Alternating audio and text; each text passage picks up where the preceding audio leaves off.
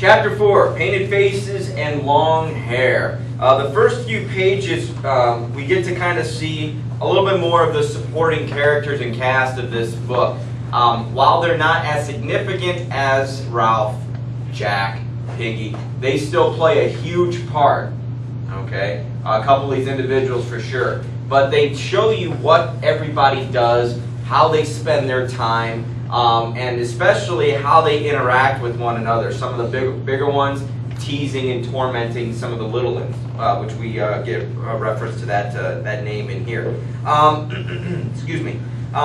Page 59. They talk about this little and Percival had early crawled into a shelter and stayed there for 2 days, talking, singing, and crying till they thought him batty and were faintly amused. Ever since then, he had been peaked, red-eyed, and miserable, a little one who played little and cried often. So this little kid who cries and fusses all the time. Okay, this individual, Percival, isn't a huge character in this book, but yet he plays a certain role. Okay, he puts a name to the overall mass of little kids, because I'm sure you've all been around a little child who's noisy and crying. You're just like, geez, come on, this is why I'm not going to have kids, that type of thing. And so we have this little kid, Percival, we have a name to it. The smaller boys were known now by the generic title of little ones. So the little ones are all playing. We don't have to name them all. They're over there. Okay? And so as they say little ones, it's a collective group. It's plural. And it says that the undoubted little ones, those aged about 6, led a quite distinct and at the same time intense life of their own. They ate most of the day, picking fruit where they could reach it, and not particular about ripeness and quality. They were used now to stomach aches and a sort of chronic diarrhea. They suffered untold terrors in the dark and huddled together for comfort. Apart from food and sleep, they found time for play. So these are your preschool, these are your kindergartners. They're just eating and playing. And they don't know what to eat. Their diet's up in the air. They don't have parents telling them what to eat, so they eat fruit. And sometimes it's not fully ripened, and sometimes it's fine. So they're constantly belly aches and having diarrhea. And so these kids are just a mess. Okay, you can see that they are completely, not helping the cause. They're just on their own. It says that they obeyed the summons of the conch, so they showed up when they were told to. It's just like, okay, it's reading time. Everybody come here. They could be fighting and playing, and they'll run over for reading time. Nowadays. So when that conch blows, they run to it. They build sandcastles. Okay, they're out there playing, having a good time. It talks about Henry was the biggest of them. He was also a distant relative of that other boy whose mulberry-marked face. Remember that kid? The one who no one has seen since that fire. The one who talked about the feces the first time. We never got a name, just a physical description. The middle of 60, follow along. It says that Roger and Maurice came out of the forest. They were relieved from duty at the fire and had come down for a swim. Roger led the way straight through the castles, kicking them over, burying the flowers, scattering the chosen stones. Maurice followed, laughing, and added to the destruction. The little ones paused in their game and looked up. As it happened, the particular marks in which they were interested had not been touched, so they made no protest. Only Percival began to whimper with an eye full of sand, and Maurice hurried away. So Maurice had done what to this kid? Thrown dirt. Got it stuck in his eye. These bullies, for no reason. They just came down, they saw kids playing. What do? They go over and knock over the stuff. Laughing, having a good time. And so we see the bully mentality still prevalent here, picking on the little ones. And little Percival, somebody threw dirt in his eyes. And instead of standing there, yeah, look what I did to you, kid. It says that in his other life, Maurice had received chastisement for filling a younger eye with sand. Because Maurice hurried away. Because he remembers that a punishment or a chastisement was connected to this same act in my former life. And so he's still used to that. This is a very important moment. Because eventually they're going to stop associating their earlier punishments and chastisements with their actions. And it's like, oh wait, nothing's happening. I can continue to do, no one's going to give me. So then what else are they going to do? And what's going to build? Because the punishment isn't going to be there anymore. The chastisement, I'm disappointed in you. That's not going to happen anymore. And so we see that play out and develop more and more throughout here. Maurice still felt the unease of wrongdoing. At the back of his mind formed the uncertain outlines of an excuse. He muttered something about a swim and broke into a trot. So he was like, some excuse, and then ran away. So he didn't necessarily apologize. He didn't do it and like, yes, I'm a bad guy. But he understood that there was still, there's something wrong about it. He took off. But notice who stayed. Okay, that next word, Roger. Roger remained watching the little ones. He was not noticeably darker than when he had dropped in, but the shock of black hair down his nape and low on his forehead seemed to suit his gloomy face and made what had seemed at first an unsociable remoteness into something forbidding. And so while early on he just seemed kind of, I'm not easy to be approached. But now with the darker hair and adding that gloomy demeanor, it seems that it's something forbidding and something darker than what it was earlier. Okay, and this is the most that we've seen of Roger. Roger's a very integral character to this story. He's somebody like Simon who doesn't do or say a lot, but when he does, you better take notice. So make a little mark here, keep an eye on this particular character. Good. So those were the little ones, very important. Roger and Maurice, significant there as well. Page 62, we get to see a little bit about what Roger does. It says that Roger gathered a handful of stones and began to throw them at Henry. Yet there was a space round Henry, perhaps 6 yards in diameter, so like 18 feet around, okay, into which he dare not throw. Here, invisible yet strong, was the taboo of the old life. And so, I'm not throwing them right at you. Hey, Henry, I'm not throwing them right at you. Henry, I'm over here. I'm still throwing. I want to be throwing them at you, but there's still something. And it's that invisible yet strong was the taboo of the old life. Because you don't throw rocks at people. You don't stone people anymore. Well, some places in the world do. But just kids don't stone into, you know what I mean? And so he still is uncomfortable with that safety balloon, that safety bubble, okay, of 18 feet, 6 yards. Okay, so as time goes on, that might not be the case. Around the squatting kid was the protection of parents and school and policemen and the law. Roger's arm was conditioned by a civilization that knew nothing of him and was in ruins. That's important. So that pre-existing, punishment for your actions, those rules kept him in check, even on an island far away. But as we start to change, and the longer they spend time on here, you will see that changes. If we didn't see that those rules still apply, we wouldn't be able to see the fall from society and the tragedy of it. So we have to see them still holding on. All of these different characters, not just Ralph and Jack, but we see the little ones still doing what they do. We still see these other kind of big ones. Okay, the opposite of little. Roger and Maurice still have those rules that they must follow. So we see that. In just kind of wrapping it up quickly here on these next few pages, the painted faces aspect. Jack comes in and goes, you know what? I don't think they smell me, because excuses for why he's not successful. Maybe they see me. And so they come in with painting their faces, painting masks. And they say, it's somebody brought some clay, some white clay, red clay. Others brought a stick of charcoal. They don't smell me, they see me. I think something pink under the trees is what they notice. This is his logic. We're going to do ourselves like in war, like hunting. So they're camouflaging themselves in their mind. Okay? Because we all know when we camouflage, we put bright red clay all over our body and white clay. That does a great job. Sarcasm, right? But yet these kids are like, oh, well, we need to paint ourselves just like we see in the movies. And just like we read about in war. So this is what we need to do. And so we see them starting to become a little bit more primal. That term savage, okay, start to play out here a little bit in their actions. And eventually when they kill that pig in this chapter, we see the brutality and that savagery that might be starting up in this particular moment.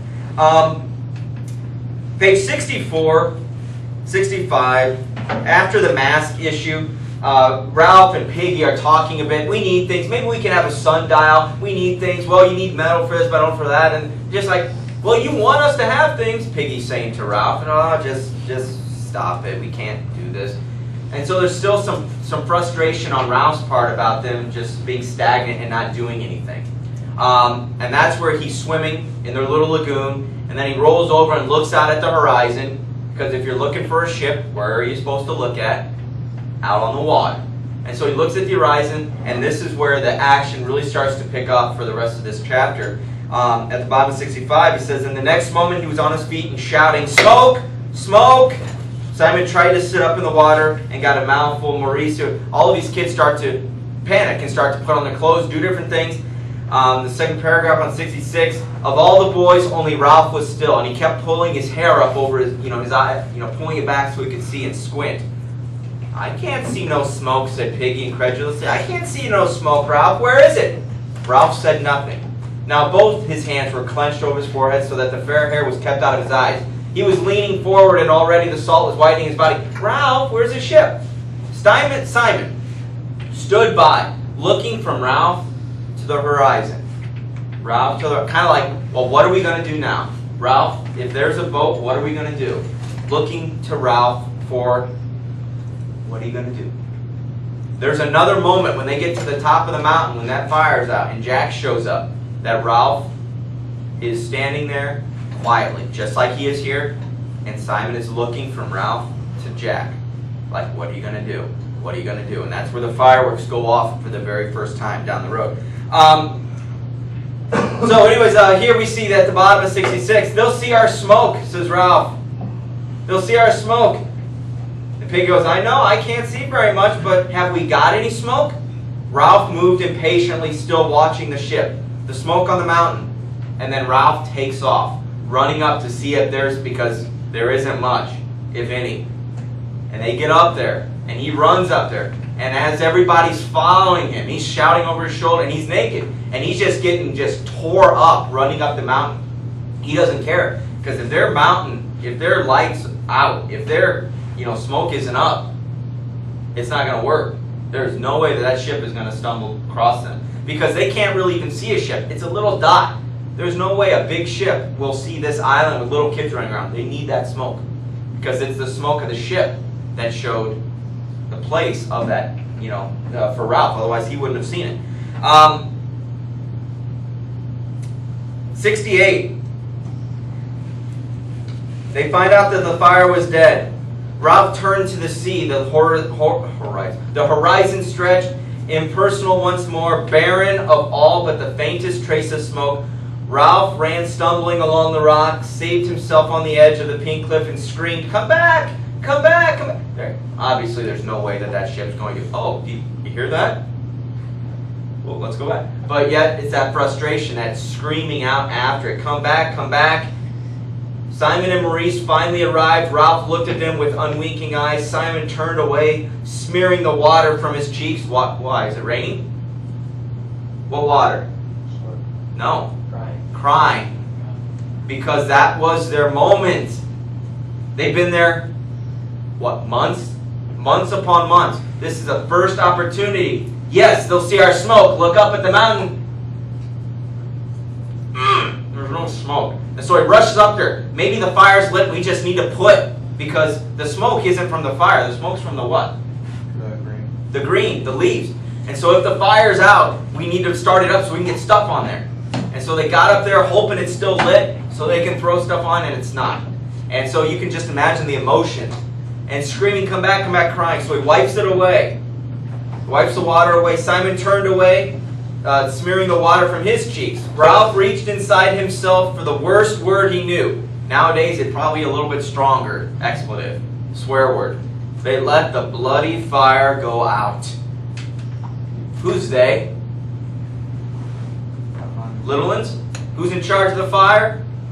The hunters. And Jack. But nobody is there. And where are they? We find out at the bottom of this page. There they are.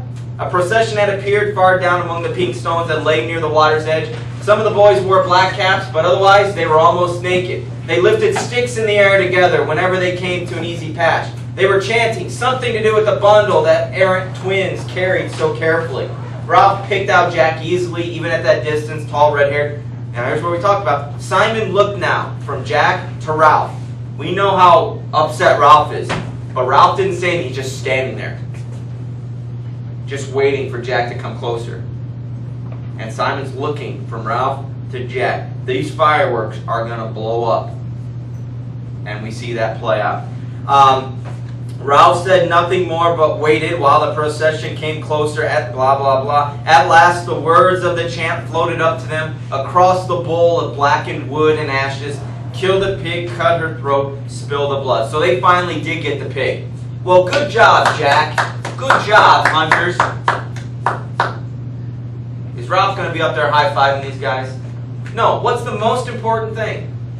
Rescue. And that's why Ralph, there was a ship.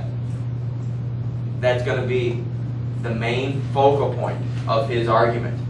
And we can all see, well, the rescue, that seemed key. But Jack and the hunters, they gave up because they gave up the fire because they wanted to go play and that savage war paint and have a good time. Well, it worked. They got a pig. Good job. But that's not going to do much past filling our stomachs. It's not going to bring the ship back. And that's where this argument, that's where the first big blowout between these two people, Jack and Ralph, come to, boom, explosion. Okay? So, kill the pig, cut her throat, spill her blood. The chant, starts to rise up as Ralph, Piggy, and everyone else who ran up to the fire, they see this tribal savages coming their way, carrying a pig. And the hostility within Ralph is just slowly boiling and boiling and boiling. Look on page 69. Jack, his face smeared with clay, reached the top first and hailed Ralph excitedly. Look, we've killed a pig. We stole up on them. We got in a circle. Voices broke in from the hunters. Yeah, we got in a circle. Yeah, we crept up. The pig squealed. So they're going on and on and on. Jack had too many things to tell Ralph at once. So instead, he started dancing around, and they started to reenact it going on. Ralph finally spoke. You let the fire go out. Not quite the reaction that Jack had wanted, because Jack was so excited. Look, I done good. Be happy for me, right? But you let the fire go out. Jack checked, vaguely irritated by this irrelevance, but too happy to let it worry him. Well, we can light the fire again. Oh, you should have been with us, Ralph. We had a smashing time. The twins got knocked over. Yeah, we hit the pig. I fell on top. I cut the pig's throat, said Jack proudly. They keep going. We'll go hunting every day. Well, do you think that's a good idea, going hunting every day? On an island? I mean, in a place like this, surely here, if we went hunting every day, we would eventually kind of run out of stuff and have to go further out. Well, can you go further out on an island? No. Think about this. Does Jack ever, thus far, think really for the future? It's immediate gratification now. And after 2 months, 3 months, however long they've been there, 6 months, this is the first thing that he's actually contributed other than, seeding discontent against Ralph. So we'll go hunting every day. Ralph spoke again, hoarsely. He had not moved. You let the fire go out. This repetition made Jack uneasy. He looked at the twins and then back at Ralph.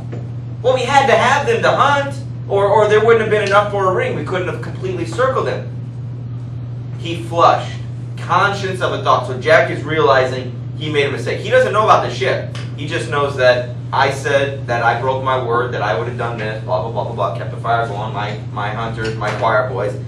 And that's where he comes back to, you should have seen the blood. The hunters were more silent now because they knew that there was some problems, some tension. But at this, they started to buzz again. Ralph flung back his hair, one arm pointed at the empty horizon. His voice was loud and savage, again the word savage, and struck them into silence. There was a ship.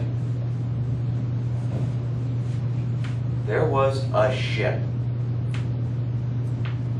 For Jack and the hunters, they just thought we just let the fire go out. They didn't realize that it had such a huge implication. because you never know when a ship's passing by, so you need to keep that smoke going all the time. Or keep the fire going so we can definitely get the smoke going even bigger and bigger and bigger once there is a ship. So it can get thicker and darker. And so this is the blow up between them. Back and forth. Jack tries to, not necessarily calm him down, but to say he's in the right and we need to meet. Page 71, Ralph keeps coming back. There was a ship. And at this, one of the smaller hunters began to wail. The dismal truth was filtering through to everybody. So all of a sudden, the kids were starting to think, we could have gone home. And with little kids, what thought might that be? Just like in Pinocchio, when that kid gets turned into a donkey, what's the word that comes out of his mouth? Mom. Right? Then he starts to, can't talk, and he sounds like a donkey. Okay, so it has all these implications of these kids having a good time, then all of a sudden, wait a minute, there's a ship? Oh, wait, there's a ship. We could have gone home. We could have gone. I could have seen my mother. And so kids start to, be quiet and eventually start to tear up and cry and break down and stuff. Towards the bottom of 71, there was a moment where Piggy jumps in and kind of says the same stuff as Ralph. But Jack, being the bully that he is he going to bully up on Ralph, the comparable kid, or is he going to, the short fat kid who's mouthy? Short fat kid. Fat kid who's mouthy. And he punches him in the stomach. Okay, Piggy goes, you didn't ought to have let that fire out. You said you keep the smoke going. Blah, blah, blah, and he punches him. He calls him fatty. And in doing so, what did he break? Glasses. Is that smart?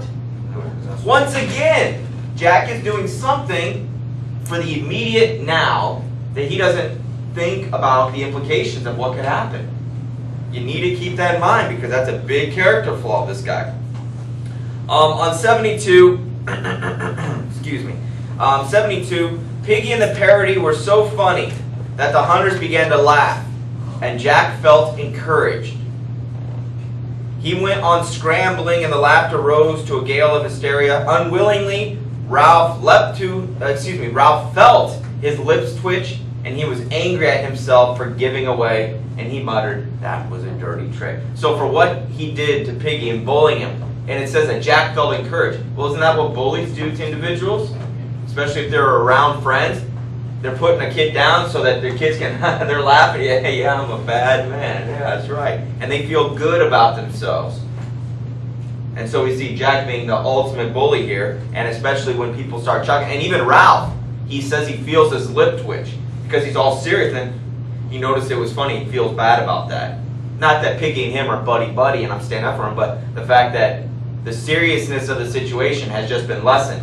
And Jack broke out of his gyration, stood facing Ralph. His words came in a shout, all right, all right. He looked at Piggy, at the hunters, at Ralph. I'm sorry about the fire. So what isn't he sorry about? Clocking Piggy. I'm sorry about the fire. I mean, I said it. There, I apologize.